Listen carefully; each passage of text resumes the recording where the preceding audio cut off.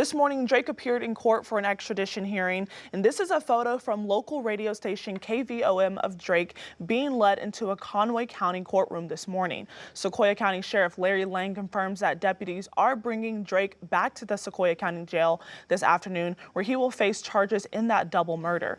The Sequoyah County District Attorney's Office filed 3 felony charges against him, and court documents show he walked into LaFerry's propane on Tuesday and was caught on surveillance video leaving in a victim's car.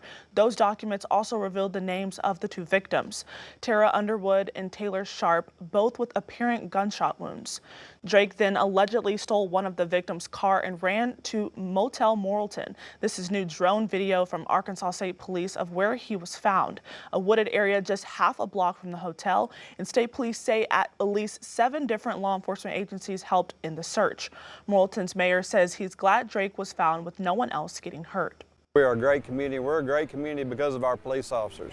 They do a great job. You know, you would think that we might not be able to handle a situation like this, but we can handle anything that comes our way. Our guys have been on this almost 48 hours. And to come away with this type of guy, the things that he's done in the last 2 months, unscathed, without any incident, without anybody getting hurt, is incredible. And he is in custody today, and hopefully he will not be let out for a long, long time. In Sequoyah County, he faces 2 first-degree murder charges and robbery with a deadly weapon from the alleged killings on Tuesday. Because of his lifestyle, using false names, having no fixed address, no employment records, changing and altering his appearance, and then immediately fleeing in multiple states away from the scenes of his crimes. Throughout our coverage of this, we've been taking a closer look at Drake's criminal history. He is currently linked to 4 homicides in multiple states, but law enforcement say it's very likely he could be connected to more. In Tuscaloosa, Alabama, on May 14th this year, Drake is accused of Russell Andrews' murder. Andrews' body was found outside of an Alcoholics Anonymous building. This is according to Captain Jack Kennedy with the Tuscaloosa Violent Crimes Unit. In El Reno, Oklahoma, Drake is also being linked to the death of Philip Emerson. Emerson was found dead in his house. Neighbors later told him that Emerson had become friends with Drake while attending AA meetings. El Reno police say they didn't have a motive, but they know Drake was a suspect once Emerson's brother reported a truck missing.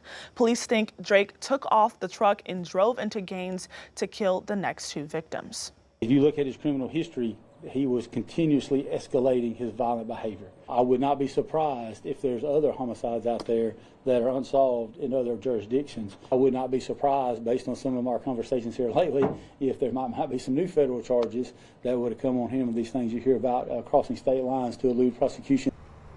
Captain Kennedy says he's grateful for his fellow officers in Arkansas, and we're still waiting to hear from local law enforcement with specifics as to how the arrest was made. And be sure to stay up to date with us on this story, and any new information that comes into the newsroom will be updated on air, online, and at 5newsonline.com and on our 5 News app. Now, meanwhile, the father of Tara Barnett Underwood continues to speak out after her death.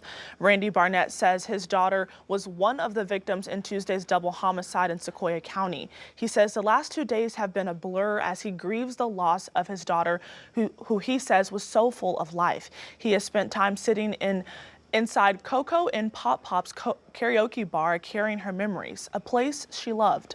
I don't really have words how emotionally strained I am. I've cried a million tears, maybe a couple 55-gallon drums of tears since this. Barnett says his heart goes out to the other family members who have suffered from these killings.